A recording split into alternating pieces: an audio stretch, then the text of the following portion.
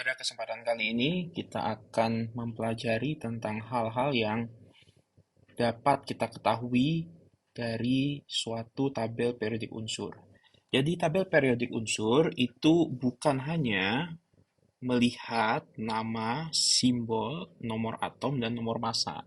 Itu memang fungsi dasarnya ya. Kita tahu bahwa tabel periodik ini berfungsi untuk menyusun suatu atom ya. Lalu pada setiap atom itu diberi simbol biasanya dalam bentuk dua huruf dan juga ada yang namanya nomor atom. Nomor atom itu adalah jumlah proton atau energi positif yang ada dalam atom atau nukleus inti dan juga nomor massa. Nomor massa ini menunjukkan satuan berat atom, di mana nomor massa itu adalah jumlah dari proton dan neutron yang berada di nukleusnya. Biasa kita menggunakan dua nomor ini untuk mengetahui sifat dan juga kemampuan dari atom tersebut untuk dapat berikatan dengan atom lainnya. Pada tabel periodik, ini terdiri dari yang namanya periode tersusun dari atas ke bawah. Untuk hingga saat ini terdapat 7 periode dan juga saat ini terdapat 18 golongan. Yang dahulu disebut ada golongan A dan golongan B, namun kini telah disepakati bahwa untuk tabel periodik itu dari sebelah kiri itu adalah dimulai dari golongan 1 hingga sampai ke kanan itu adalah golongan 18. Bila kita lihat dari bentuknya, tabel periodik itu tersusun berdasarkan nomor atom. Bila kita lihat paling kiri atas itu nomor 1 hingga paling kanan bawah itu adalah nomor 118 dengan pengecualian untuk kolom lantinida dan aktinida yang akan dijelaskan kemudian. Tapi bila kita lihat ya dari kiri ke kanan itu nomor atomnya semakin meningkat sampai pada golongan ke-18 kemudian berulang lagi ke golongan 1 untuk periode berikutnya. Nah, artinya yang pertama bahwa tabel periodik ini disusun berdasarkan peningkatan nomor atom atau peningkatan jumlah proton yang ada di dalam atom tersebut. Sehingga para ilmuwan sudah bisa mengetahui bahwa walaupun atom memiliki bentuk yang sama, tapi tiap atom itu memiliki jumlah proton yang berbeda sehingga mereka bisa dibedakan satu sama lain. Bila kita lihat juga dari peningkatan nomor atom ini juga terjadi peningkatan nomor massa. Hal ini dapat dianggap betul karena nomor massa itu adalah jumlah proton dan juga jumlah neutron, di mana pada atom netral itu jumlah proton dan neutron itu sama, sehingga semakin besar nilai dari atau semakin banyak jumlah proton, maka jumlah neutronnya juga akan semakin banyak yang berimplikasi pada peningkatan nomor massa. Oke, bila kita lihat dari pola year discover-nya, bila kita lihat dari pola year discover, ini tidak ada polanya ya, artinya disusun ya, tabel periodik itu disusun bukan berdasarkan tahun penemuan ya. Nah, bila kita di sini misalnya yang semakin eh, terang itu artinya semakin tua ditemukannya. Misalnya seperti emas atau merkuri ini ditemukan dari zaman ancient ya atau zaman purba. Nah, sementara bila bisa kita lihat yang warnanya hitam ini artinya dia ditemukannya cukup muda. Nah, misalnya seperti Tennessee tahun 2010 atau Moscovium tahun 2003. Nah, artinya sebenarnya dalam perkembangannya ya tabel periodik ini sempat mengalami di mana ada beberapa plot yang kosong ya karena memang pada saat itu belum ditemukan. Tapi sudah bisa diprediksi bahwa nanti akan ada atom-atom tersebut. Bila kita lihat dari state ya atau kondisi atom pada suhu normal, itu bisa kita lihat ya bahwa sebagian besar itu berada pada fase padat, hanya terkecuali yang ada di golongan 18 atau biasa disebut golongan gas mulia. Ini keseluruhannya gas. Nah, kalau kita lihat berdasarkan konfigurasi elektron ini terlihat sangat berpola sekali, ya. Golongan satu dan 2 dengan tambahan terkecuali helium yang ada di golongan 18 ini berwarna merah.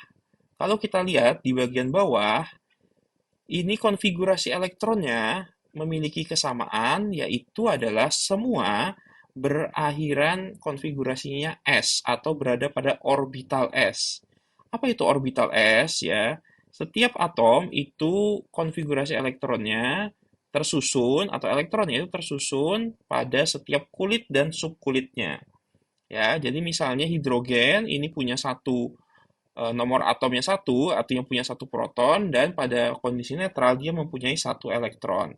Nah, satu elektron itu berada pada kulit pertama dan subkulit S, ya, dan itu menandakan satu.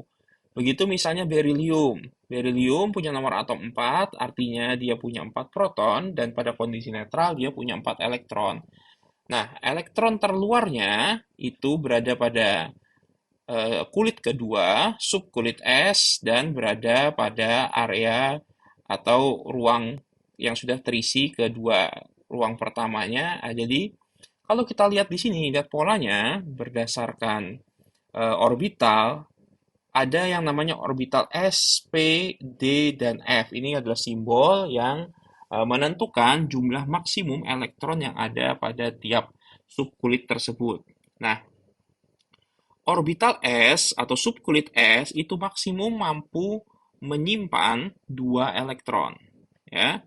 Sehingga bisa kita lihat hanya ada golongan satu dan 2 yang berakhiran subelektron S.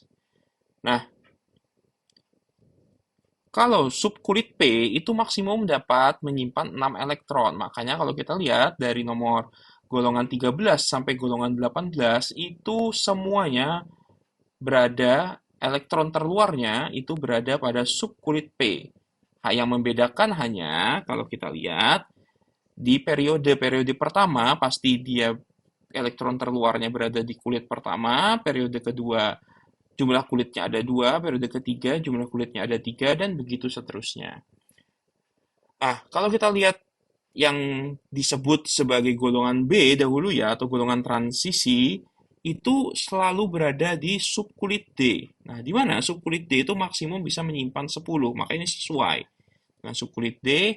Dan subkulit F itu maksimum bisa menyimpan hingga 14, ya, bisa menyimpan hingga 14 elektron. Nah, sehingga kalau kita lihat di sini, penyusunan dari tabel periodik ini menyesuaikan, sudah sangat sesuai, sudah sangat rapi sesuai dengan jumlah atau lokasi elektron terluarnya, ya, sehingga ini tersusun rapi berdasarkan konfigurasi elektron, ya, sehingga tidak asal di sini, ya. Sehingga misalnya akan ada apa atom baru ya, maka misalnya akan ada atom nomor 119, maka kalau kita lihat di sini ya, kulit terluarnya itu adalah di kulit ketujuh orbital P ya, maka tidak mungkin ada 7p7 ya, 7p7 tidak mungkin ada karena orbital P itu maksimum 6. Maka yang paling mungkin selanjutnya adalah akan ada di kulit ke-8 ya. Di kulit ke-8. Yang paling mungkin adalah di kulit ke-8. Sehingga bila ada kulit ke-8, maka nanti akan terbuka periode ke-8 dan kulit ke-8 pasti akan dimulai dari subkulit S terlebih dahulu.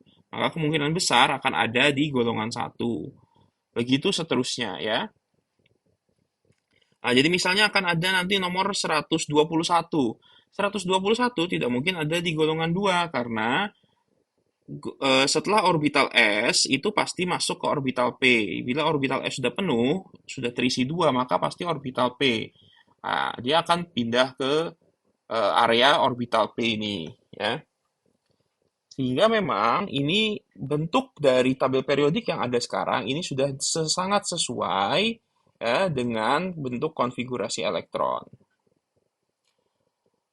Tapi periodik ini kita juga bisa mengetahui radius ya atau ukuran dari suatu atom. Bila kita lihat dari gambar ini ya bahwa semakin ke bawah atau semakin besar periodenya, maka radiusnya itu akan semakin besar. Hal ini sangat wajar mengingat ya, semakin ke bawah itu artinya jumlah kulitnya akan semakin banyak. Efek dari penambahan jumlah kulit adalah penambahan radius, ya. Artinya semakin banyak elektron yang ada sehingga semakin butuh tempat sehingga ukuran atomnya menjadi semakin besar. Hal ini dapat kita lihat ya. Kita dapat melihat juga ya bahwa terdapat sedikit pola ya yang memang tidak terlalu ada polanya dari kiri ke kanan.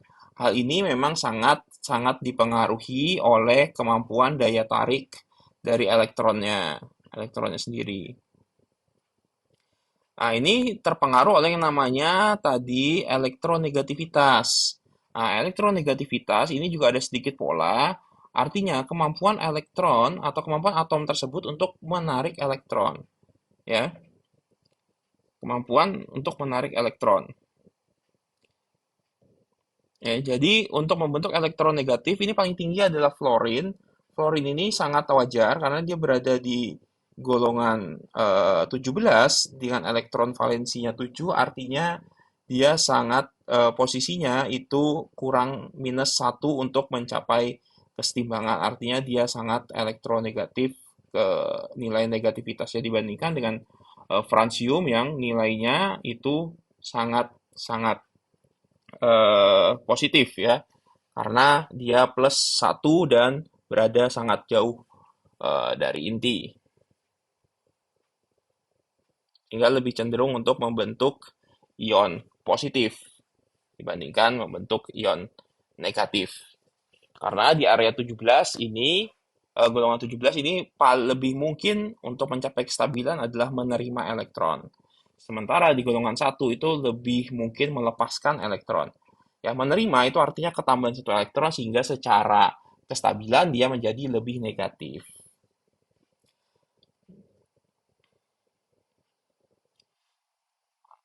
Hal ini sejalan juga dengan ionization energy, artinya kemampuan atau energi untuk membentuk ion.